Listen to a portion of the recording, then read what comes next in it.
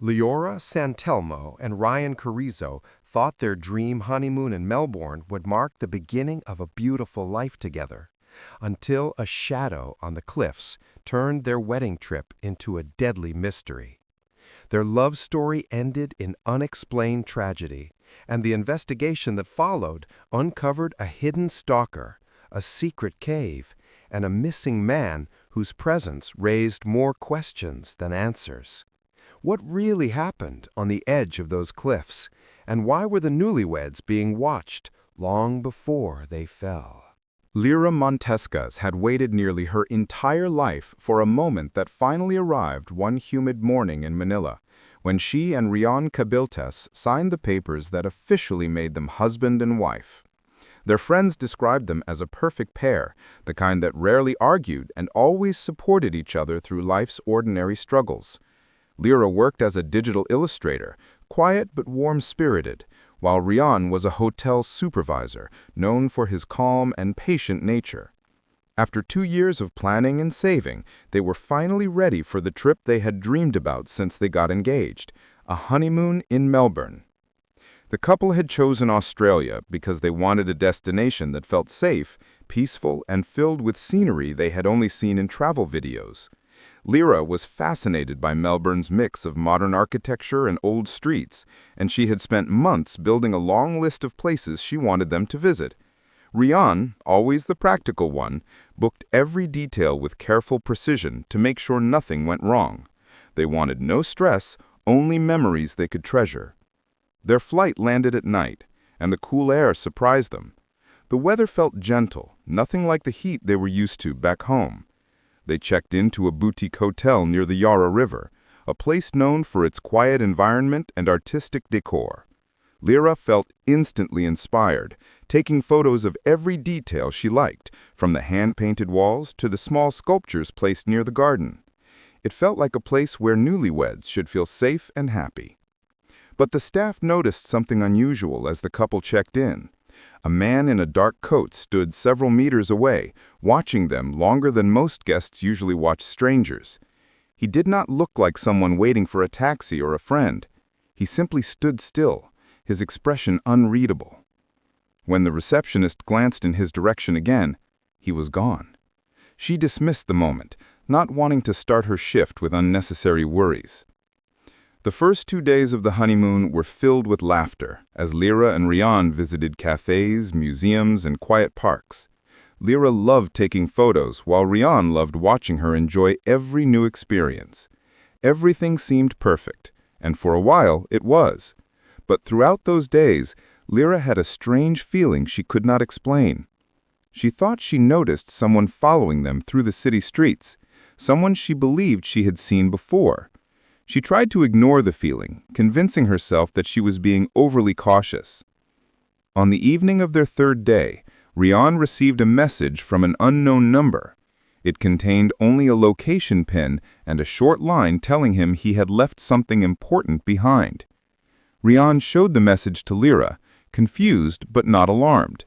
He thought maybe someone had found the small wallet he briefly misplaced at a cafe earlier. Liora did not want him going out at night, but Rian assured her he would check quickly and return. The location was only a 10-minute walk from the hotel. Rian left with his phone and a light jacket. Liora stayed in the room, reorganizing the souvenirs they had bought earlier. 15 minutes passed with no update from him, then 20, then 30. Liora began to worry. She tried to call him several times, but his phone did not ring. Instead, she received a notification saying it was unreachable. She paced back and forth, thinking of possible explanations. Maybe the battery died. Maybe he had met someone who found the wallet. Maybe he was simply delayed. But something in her chest tightened as the minutes continued to pass. Unable to sit still, Liora decided to go to the hotel lobby and ask the staff for help. She approached the same receptionist who checked them in. The woman listened carefully and offered to call nearby establishments to see if anyone had spotted him. The receptionist also asked if she wanted security to check the surrounding streets. Liora nodded, feeling a heavy coldness settle inside her. As security radioed each other, One of them mentioned seeing a man in a dark coat outside the hotel earlier. The same man had been spotted near the riverside path, walking quickly as if he were following someone. The mention of the dark coat made the receptionist stiffen. She remembered the man she saw during the couple's check-in. A strange pressure filled the room as they realized this might not be a simple missing wallet situation. Liora's fear deepened when security reported that Rian was not found on any of the paths leading to the pinned location. Even worse, the location itself was suspicious. It was an abandoned warehouse area under partial demolition, a place not commonly used by locals or tourists. Darkness, isolation, and empty structures created an unsettling scene even during daylight, let alone at night. The staff urged Liora to stay inside while they contacted the authorities. She returned to their room but could not calm down. Every sound made her jump. Every shadow outside the window looked threatening. Hours passed with no sign of Rian. She sat by the bed, shaking, her hands pressed tightly together as the fear slowly turned into a quiet dread she could not fight. When police officers finally knocked on her door, their faces revealed more than their words. Something terrible had happened, and the honeymoon that was supposed to be the beginning of Liora's happy married life was now unraveling into a nightmare she never imagined. Liora sat in a small interview room at the Melbourne police station, trembling as officers tried to gather every detail she could remember. The walls felt too close, the air too cold, and her thoughts too scattered. She struggled to stay calm as she described the message Rian received, the location pin, and the unexplained disappearance. The officers listened carefully, but their expressions grew increasingly serious. They suspected foul play almost immediately, because Rian had vanished in an area known for previous criminal activity. A search team was deployed at first light. Liora was escorted back to the hotel under police supervision, but sleep never reached her. She paced the room the entire night, replaying every moment of their trip, looking for something she might have missed. She thought about their walks, the cafes they visited, and the crowded streets where she felt someone watching them.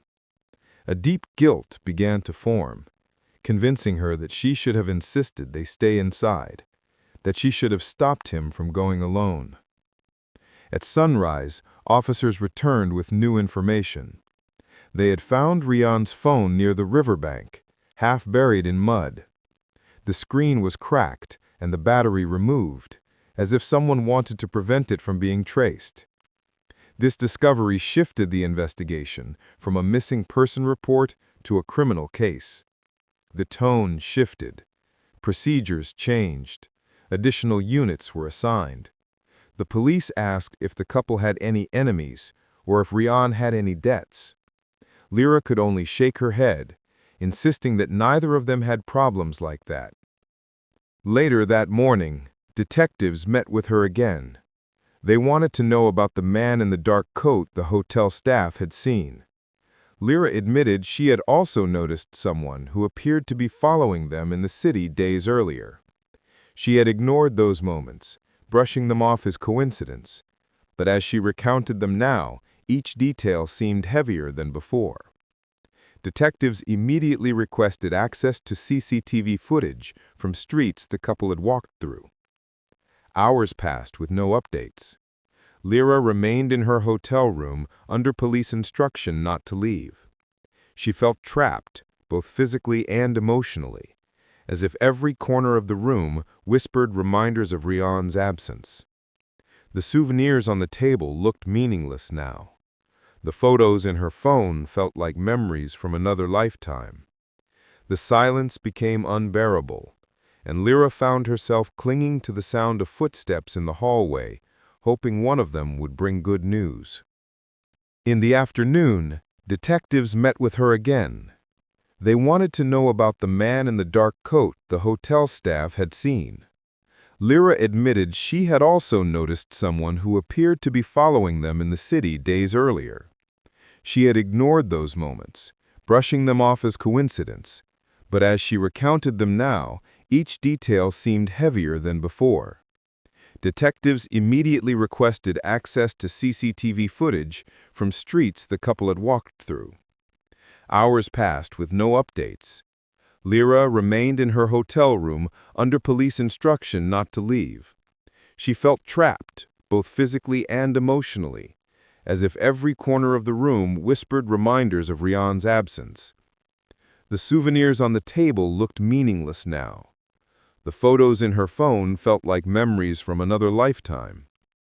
The silence became unbearable, and Liora found herself clinging to the sound of footsteps in the hallway, hoping one of them would bring good news. In the afternoon, detectives requested her presence at the station again. They had reviewed some of the CCTV footage.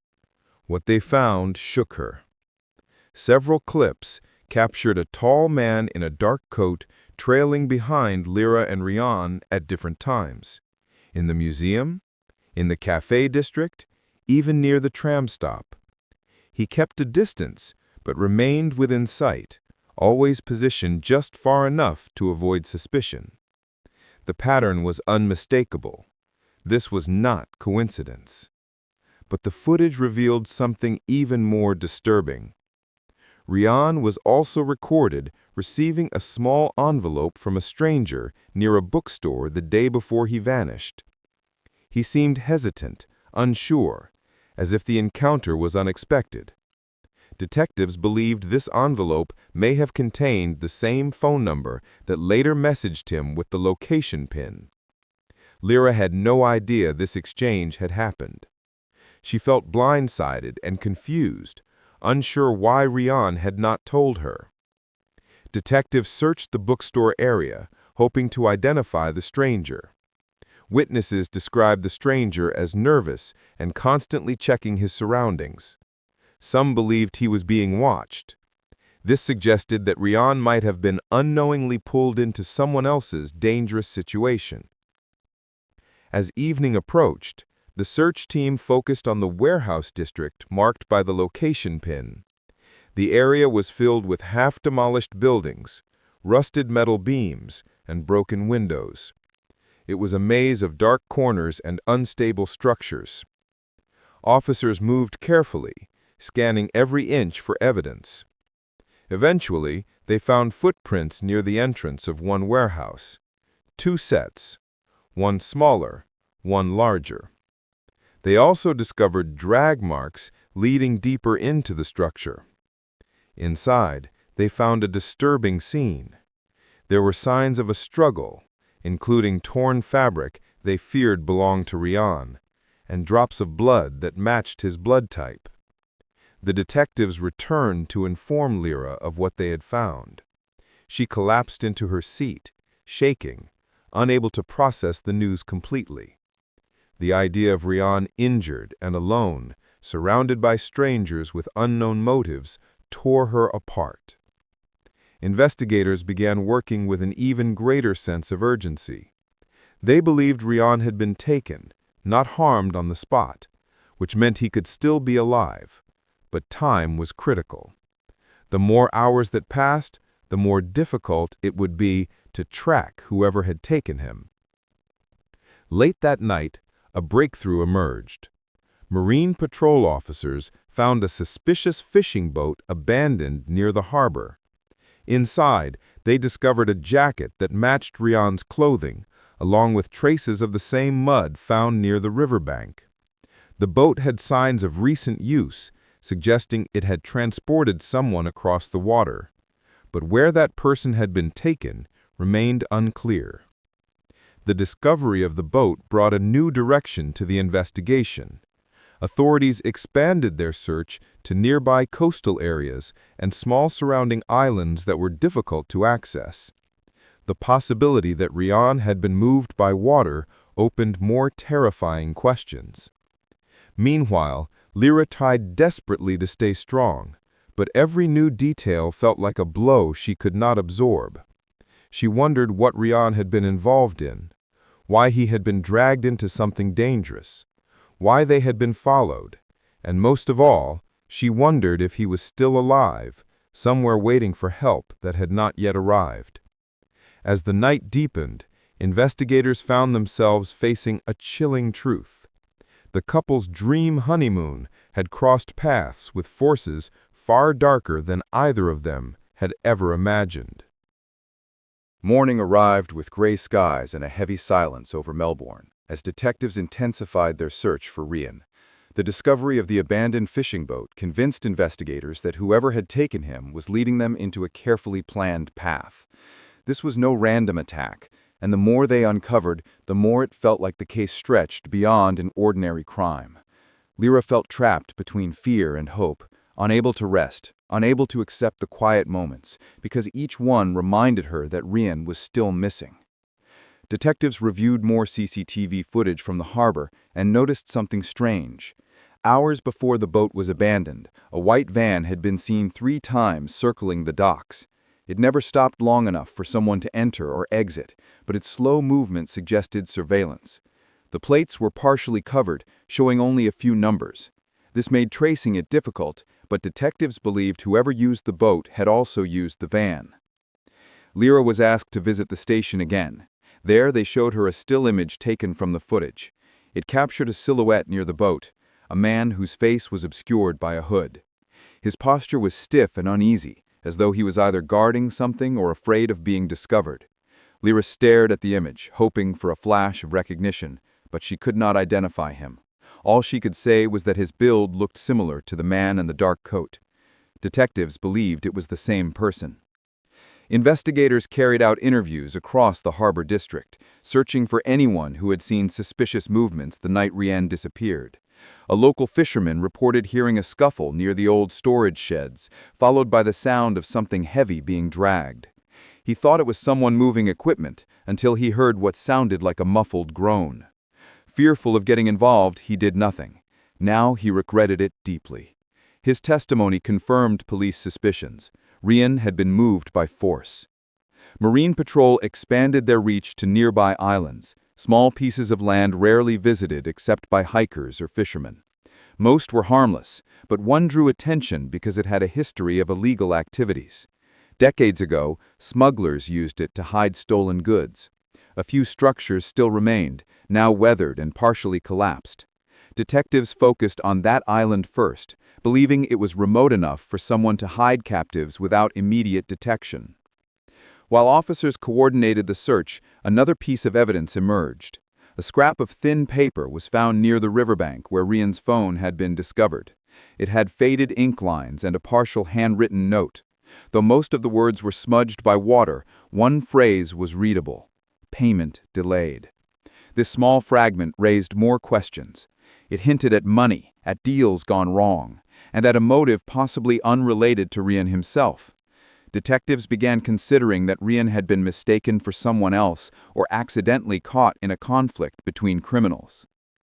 Liora struggled emotionally as detectives presented these new possibilities. She wanted answers, even if they frightened her, but each new development only deepened the mystery. She wondered if Rian had received threats she never knew about.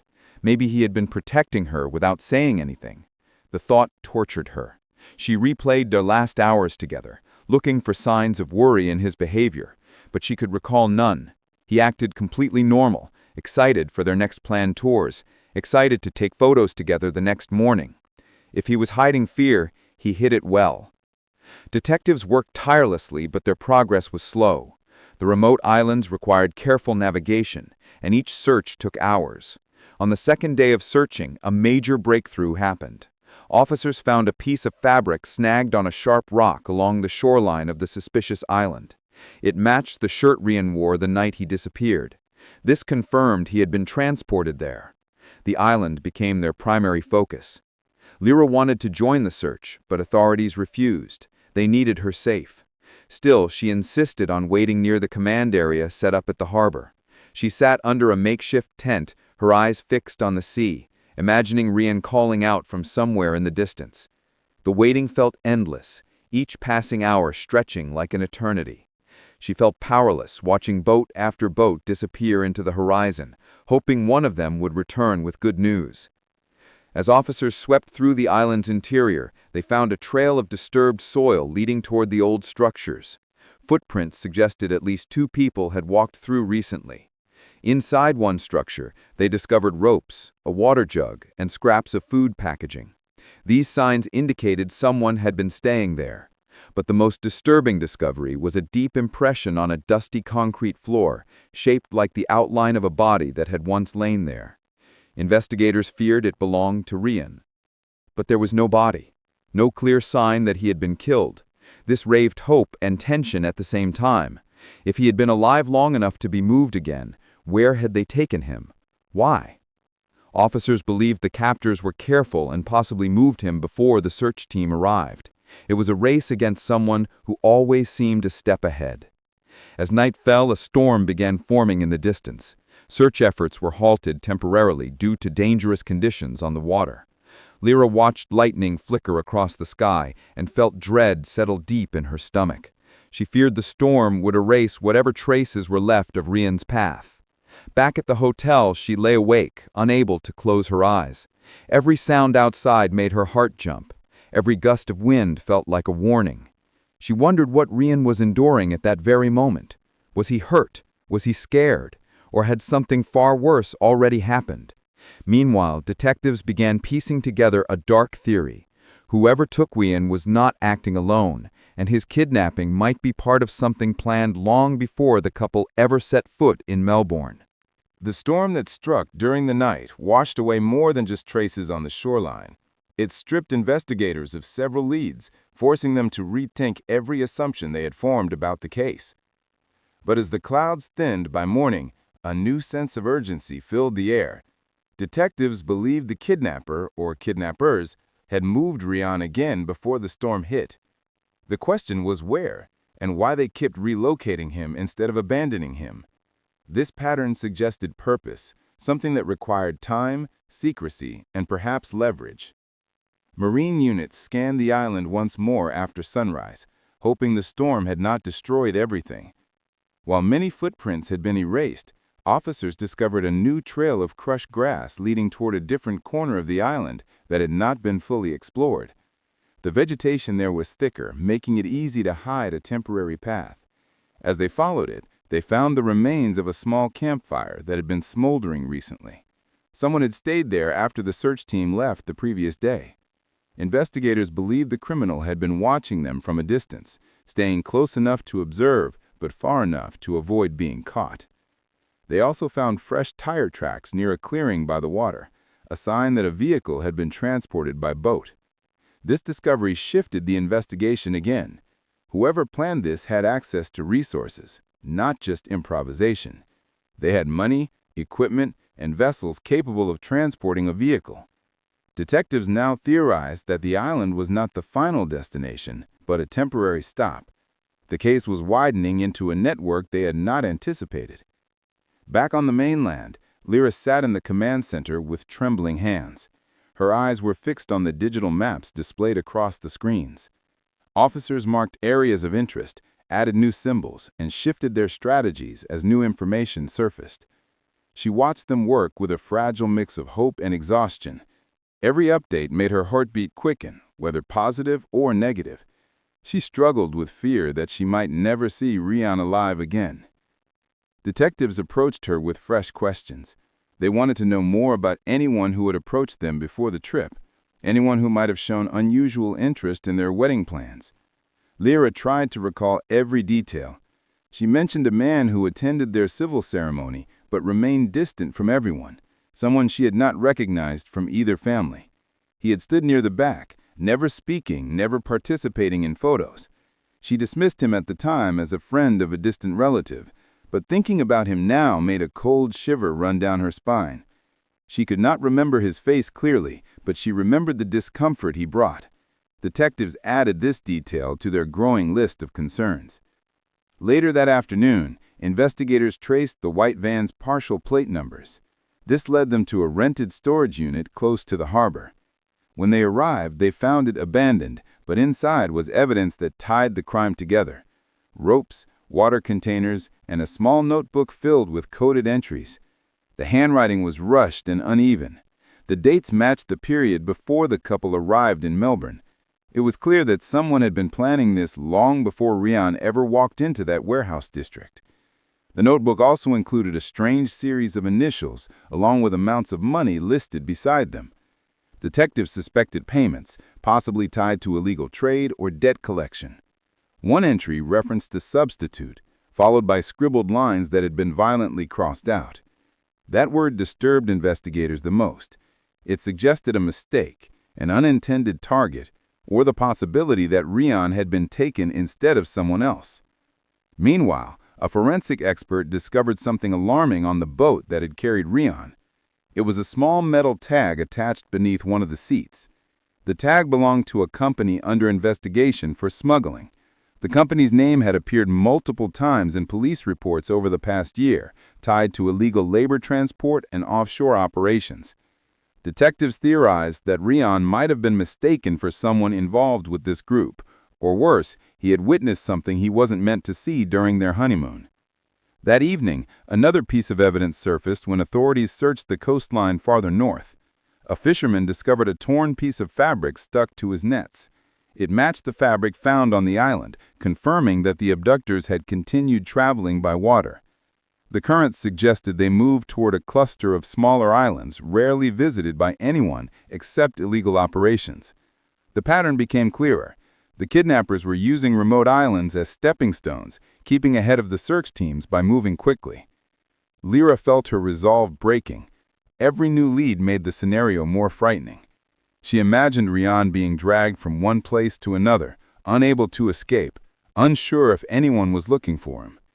She imagined him hurt, cold, and waiting. The images gnawed at her mind until she felt she could no longer hold herself together. But she refused to collapse. She knew Rian depended on her staying strong, even if all she had was hope. As night settled again, the investigation took an unexpected turn. A marine drone scanning the waters between the islands captured thermal signatures near an isolated rock formation. It detected two heat sources, one larger, one smaller, moving slowly toward what appeared to be a hidden cave opening.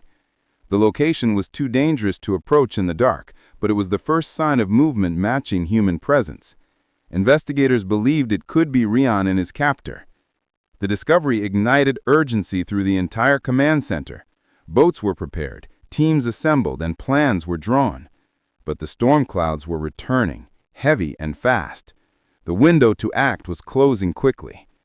Liora stood by the harbor, gripping the railing as the wind whipped her hair across her face.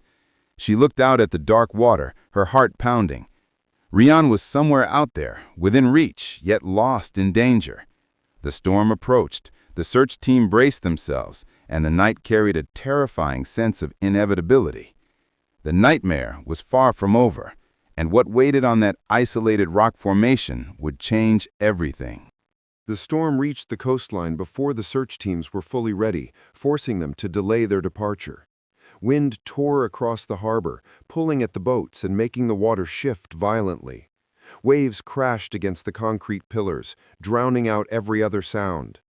Liora watched helplessly from the sheltered edge of the pier as officers debated whether it was safe to move. The thermal signature of two figures near the rock formation could fade at any moment, either washed away by the storm or move deeper into the cave. Every second felt like another piece of Rian slipping away. The storm raged for hours, making travel impossible. It was close to dawn when it finally began to weaken. The wind calmed first, then the rain softened, and by sunrise, the sea became manageable enough for the teams to launch. Liora begged to join them, but authorities refused. She was escorted to a monitoring room near the harbor, where she could watch the live updates from marine units. Every screen showed a different view: maps, drone feeds, and radio logs. She sat in a chair with rigid posture, shaking from exhaustion and fear.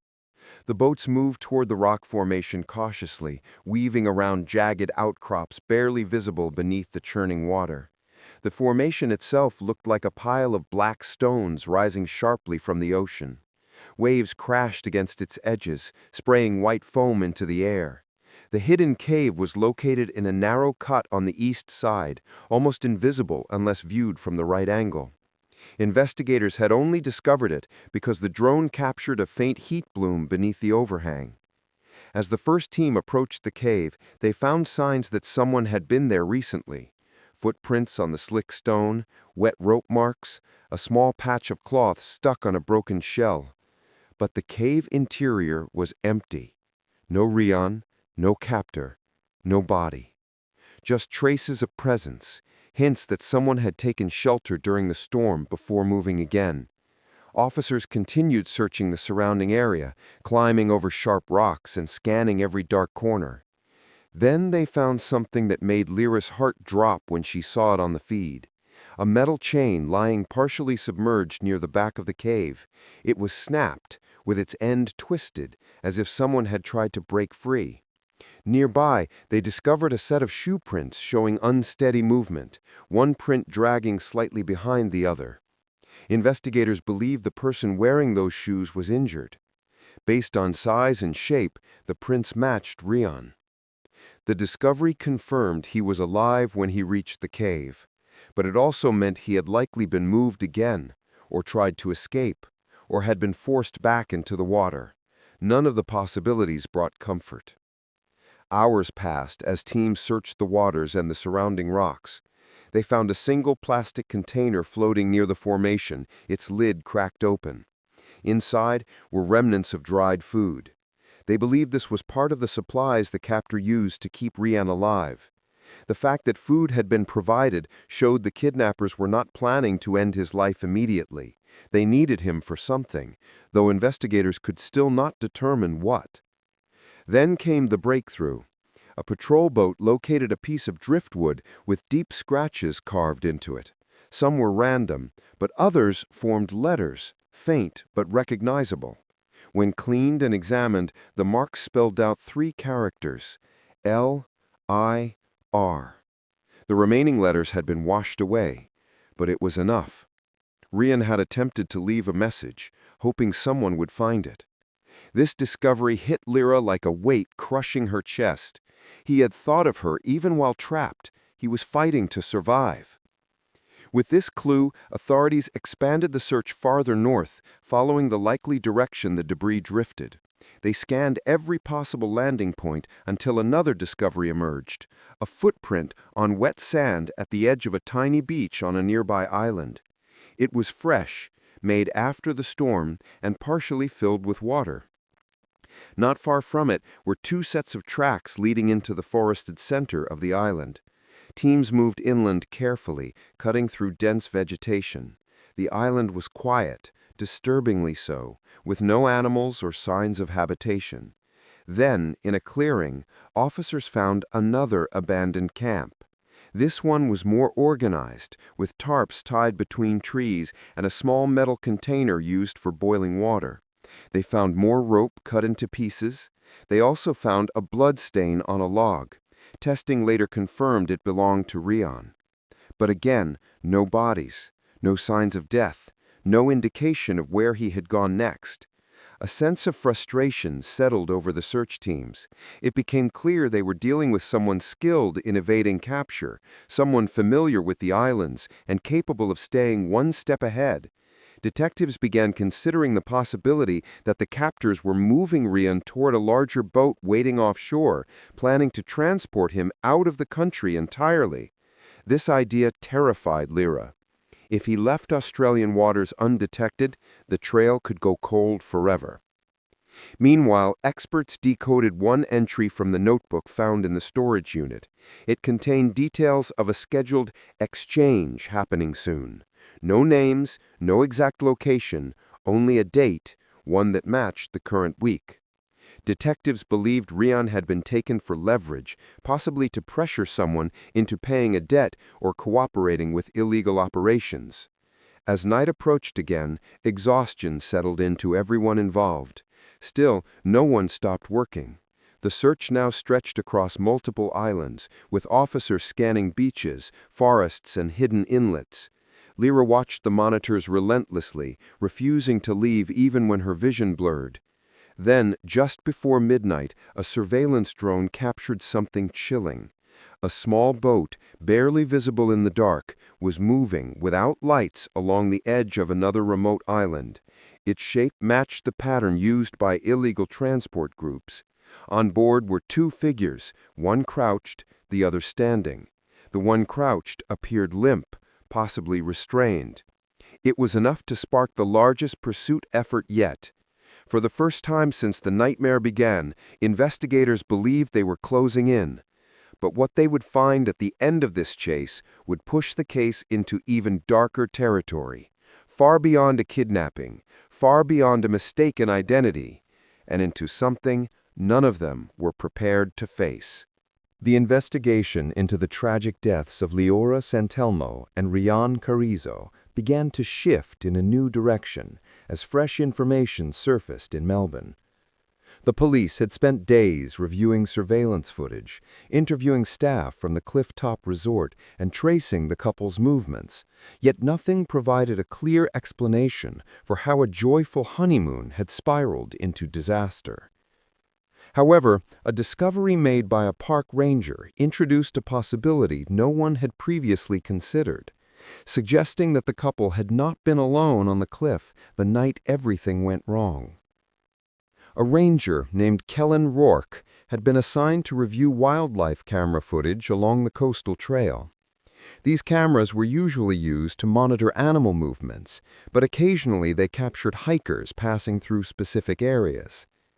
One camera, placed near the cliffs, had recorded a shadowy figure walking the trail around the same time Liora and Rian were believed to have been there. The footage was grainy, and the face was not visible, but the height, build, and the way the person moved suggested someone familiar with the terrain. Detective Mara Quill found the footage unsettling. The trail was not a popular route at night, especially during unpredictable weather. The idea that a stranger had been there at the exact time of the couple's argument created a disturbing chain of possibilities. She began to wonder if Liora and Rian had encountered someone who interfered in a moment of vulnerability, intensifying their argument or causing panic that ended in tragedy. To understand more, she contacted local authorities who handled missing persons reports near the cliffs. They mentioned a name that caught her attention: Idran Vale.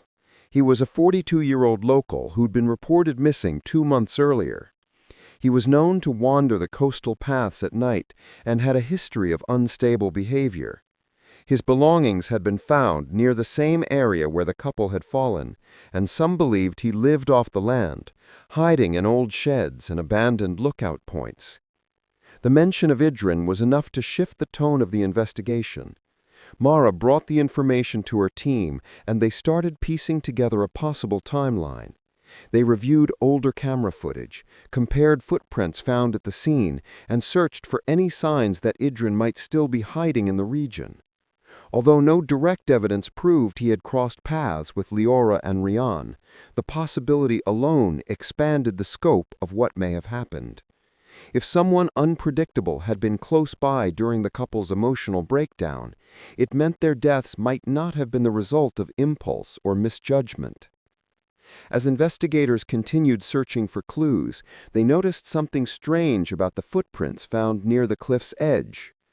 Earlier, they had assumed all prints belonged to the couple, but after forensic enhancement, one print appeared larger and deeper, suggesting it belonged to someone heavier, wearing a different shoe pattern. Mara realized this matched the general description of Idran's footwear from older police records. The discovery created new urgency, pushing the investigation forward with renewed intensity. Meanwhile, back in the Philippines, Liora's family began receiving anonymous messages claiming that the couple had been followed during their stay in Melbourne. At first, they believed these rumors were attempts to stir fear or place blame elsewhere. But as the investigation in Australia developed, the messages aligned suspiciously, with some of the clues being uncovered. One message claimed that Liora had been seen arguing with a stranger near the resort. Another mentioned that a man had been watching guests from behind the trees near the beach. This raised the disturbing possibility that someone had been observing the couple long before the night of the tragedy. Detective Mara requested access to the phone records associated with the anonymous messages. A digital forensics expert traced the activity to a prepaid phone purchased in a small convenience store near the coastal trail. The clerk who sold the phone remembered a man who fit Idran Vale's description buying it. The pieces began forming a clearer image. Someone had been tracking Liora and Rian, and this person might have been present during the final moments of their lives. Investigators searched the surrounding forest more aggressively, searching old cabins, storage sheds, and rocky hideouts where Idran might have stayed. In one abandoned lookout tower, they found something chilling: torn scraps of paper with scribbled notes describing hotel guests, including references to a couple matching Liora and Rian's description. There were times, dates, and observations about their routines. The notes suggested surveillance rather than casual curiosity. As this evidence was processed, tensions rose within the investigative team. The possibility that the couple had been stalked made the tragedy more complex and sinister. It no longer seemed like a simple emotional argument that ended in a horrible accident. Instead, it hinted at an outside force influencing or even directly causing the catastrophe. Detective Mara knew the truth was close, but still hidden behind shadows and partial clues.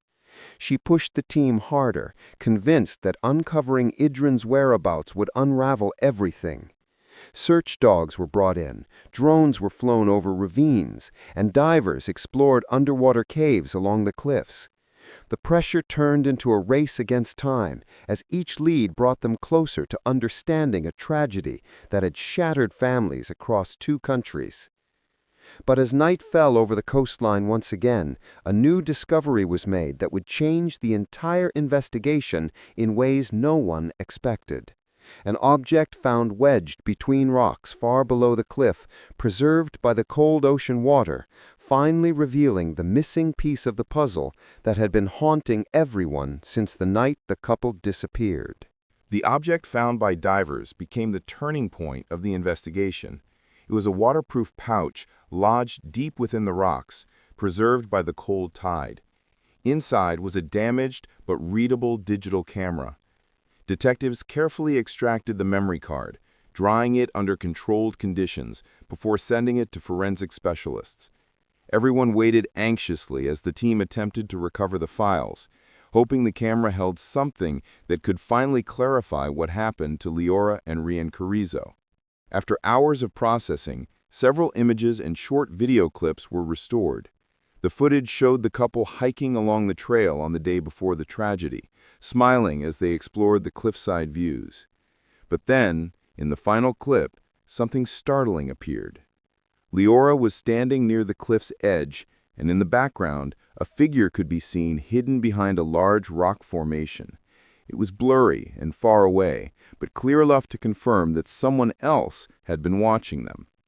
This revelation erased any lingering doubts that the couple's deaths had been purely accidental. Detective Mara Quill studied the footage repeatedly, feeling the weight of the discovery. The presence of a shadowy figure strengthened the suspicion that Idran Vale had been trailing the couple. Although the footage alone did not prove involvement in their deaths, it suggested a link that investigators could no longer ignore. The team intensified their search, extending the search perimeter and deploying specialized tracking units across the coastal region. Meanwhile, new evidence arrived from the forensic lab. Fibers found on the torn surveillance notes in the abandoned lookout tower matched the material on a jacket Idran had been reported wearing at the time of his disappearance. The fibers also matched strands found on a broken branch near the cliff edge, further connecting the missing man to the area on the night of the tragedy. Investigators now believed Idran had been dangerously close to the couple during their argument, possibly contributing to their panic or disorientation. They began to explore the possibility that he had confronted the couple or frightened them into making desperate choices.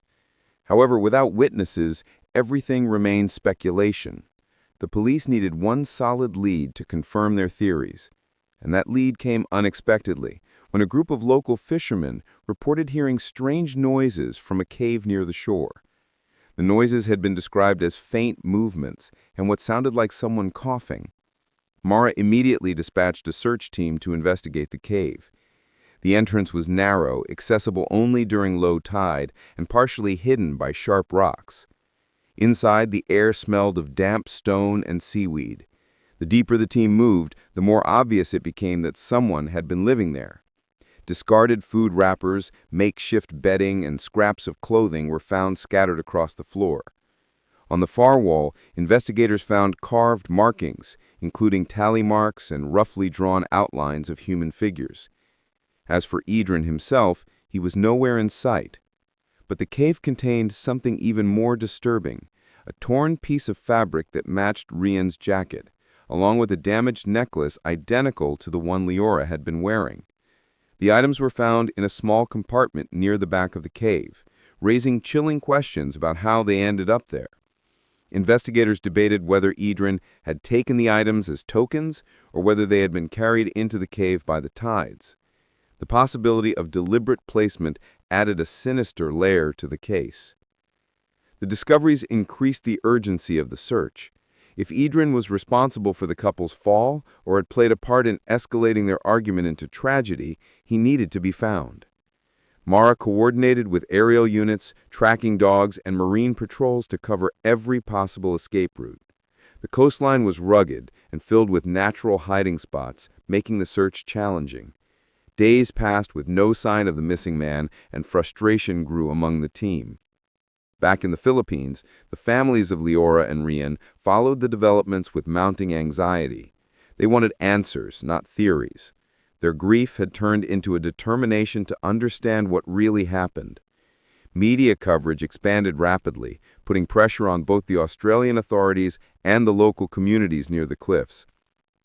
Rumors spread wild, with some believing Idran was a dangerous drifter, while others insisted he was a harmless recluse caught in the wrong place at the wrong time. But despite the confusion, Mara's instincts told her that something was off. Idran's presence explained many things, yet it did not fully connect the final dots. She revisited the recovered footage, the notes, the footprints, the cave markings, and every piece of evidence collected so far. The pattern suggested that Idran had been watching the couple, but it did not prove that he had pushed them or caused them to fall. There was still a missing piece, something small but crucial that had been overlooked.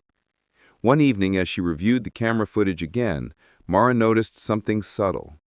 In the final clip, the shadowy figure behind the rocks appeared to be carrying something long and thin, something that seemed like a walking stick or a metal pole. It was barely visible, but it sparked a new line of thought.